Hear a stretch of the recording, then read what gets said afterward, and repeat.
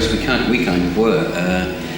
Well, certainly we were thinking, good God, you know, this band who a lot of people have never heard of, actually, might have a top 20 record here, and then I think we kind of know how many fans we've got, which has always grown every year, and then after Sky at Night, we knew we had a lot more fans again, and we did find a feel, actually the next time we put a record out, it could be a top 10 record, which, it just is. And, we've had help from EMI and Ian McAndrew at Wildlife has set up a label, we're our own label. And so we haven't got like masses of money and to stuff be put behind it, but obviously we are really pleased, and I haven't really sunk in because I'm very much geared towards gigging. In fact, most of what I do, like this or even making a record, even though it's a great privilege to make records, I'm still thinking of them as things that get me towards gigging and touring. And so I think until I go on tour and stuff, that's when it'll kind of kick in. And then I'll be unbearable, a monster. Did you skate on the cold water? Yeah, that's a tricky one. With us, it felt like we were running for 9 years. Wall of Sound put our first LP out, and Mark Jones there had a little difficulty with the label. We moved to another label, and they got into difficulty. So watch it, EMI. And well, actually, it's our own label, so watch me. Watch ourselves. We could go bust any minute.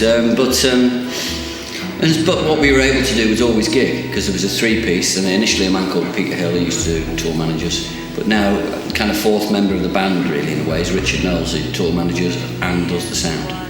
So he does both those jobs. And so the four of us are able to tour, and always have been, around Europe and the UK and make a profit, and always have done. And so the band's been self-reliant for that amount of years, but it did mean that we were running and constantly gigging for all that time.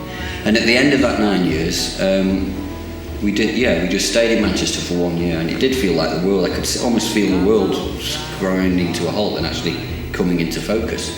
I think it felt like the world had been moving, but obviously we're just running around all that time. Across the bridgeless Gulf of China. That made me quite reflective. Sky at Night's a very incredibly reflective album, and by coincidence, all the songs are set in the night time, or they're about the night time in some way. Even Radiation, which is about the radiation of the stars, or Insomnia, or the romance of the moon and the stars, or astrology and astronomy. And that was because I've become nocturnal, I suppose, after all the touring as well. And so this reflective nocturnal album, which is separate, I think, from everything we'd done before. Our audience had always grown, parabola or whatever you want to call it, just steadily more each year, wherever we went. But that really did give it a big kick, a big boost. And created, I think, all this anticipation for this record.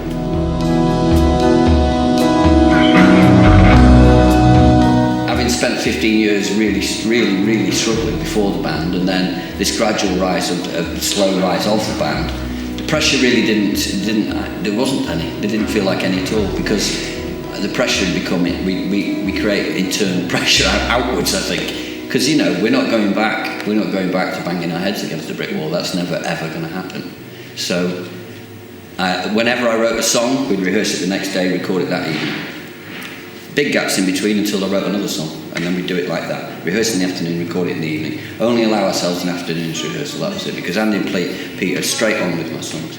Then we gathered 14 or 15 of those. We gave them to Guy and Craig, the bass guitar, the drums, vocal recordings, and we talked about maybe improvising some of them longer, maybe coming up with extra middle eights and stuff like that. And because of the way we'd recorded, we were able to make those additions. And so the whole thing took about 6 months, I think, for this record, but in total probably about 30 days in the studio. The lives of the mass vigilantes of love. Well, there's a song in this album called Mouth on Me, which is about me talking about my 17-year-old mouthy self. And as I wrote it, I started to write in a kind of way like I did our first album, Natural History. The chord structures are not the same as anything off Natural History, but it is a similar kind of... what I was hearing in my head was a similar kind of progression. Masquerade, a song I just played before, the first 9 notes of that I had when I was 13, actually. My mate Jim taught me how to do an open tuning on a guitar. And the next day I forgot I'd tuned it like that, so I went to play something else, which I can't remember what, and it came out with da da da da da da da da da da da da. So that melody I've had since I was 14, but not the rest of it. And no words ever came either. It was always something I'd sing to myself or just play as a tune-up riff.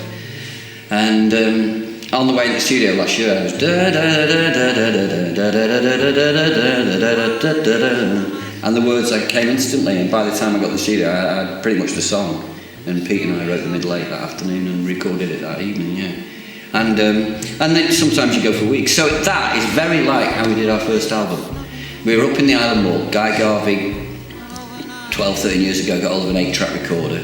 We went to a woman called Pam Dawes' church on the Isle of Mall, which she's converted, an old church converted to so you can live in it. Didn't see anyone for 3 weeks, and Guy, we just did the record there, quite ambiently and naturally. And this is it. We've got back to that approach with this record. I think because with Sky and I, we didn't labour over it, but we didn't hesitate from really orchestrating and really and coming up with as many melodies for each song other than the vocal melody, and finding instruments to play them, and really almost everything but the kitchen sink was used on that album. And so obviously completely refreshing to go the other way.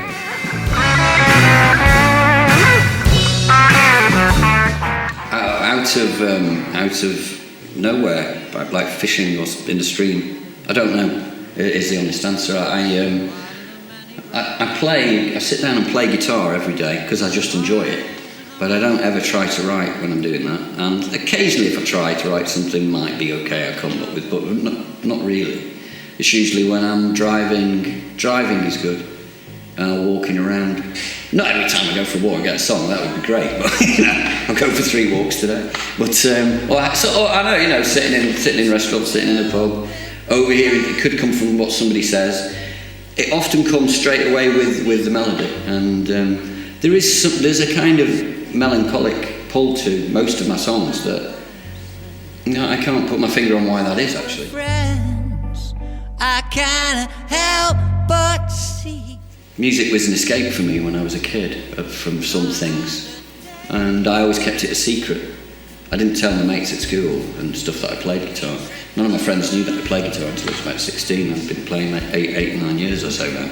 So it was like a secret superpower. And my dad lived in Wales, and I used to come visit him in summer holidays. And then I'd play in like pubs and stuff when I was a kid. Simon & Garfunkel and the Beatles and T-Rex and Bowie, things like that. And so I don't know. I think I was steeped in things like Bowie and Simon & Garfunkel, the Beatles, obviously. The White Album was on when I was a kid all the time. After it had been a long time after it had been released, I listened to it, but it was all the time, and I didn't know the Beatles were a band. I didn't know what a band was. I was 5 or so, and I thought the Beatles was like a place. And the White Album, because it's so long and it's so eclectic, and the voices don't sound like the same people. In fact, sometimes there's no voices at all, like Revolution 9. I thought that was music from a place, and the place was called the Beatles. So I started to learn to play guitar in order to be in that place, in this kind of magic kingdom. And so I absorbed music in that in an odd way, not like a lot of people. I'm really into that band, but I wasn't into the Beatles. I thought it was a place. So that's how I started to play, and I think just playing and singing. As soon as I started to play, I never just played. I always sang. I was always singing when I was playing. So it's a subconscious thing, I suppose. Stop all the seasons. I think there's a song called Storm Warning on our first album, which is about waking up and that moment where you go, oh shit, I said what, I did what, and hoping the phone doesn't ring and people reminding you what it was you did.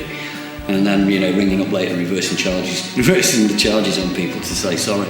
But and then later on, 10 years later, in The Brink, I'm in a bar called The Brink, and I start the song, do you want to go to the brink?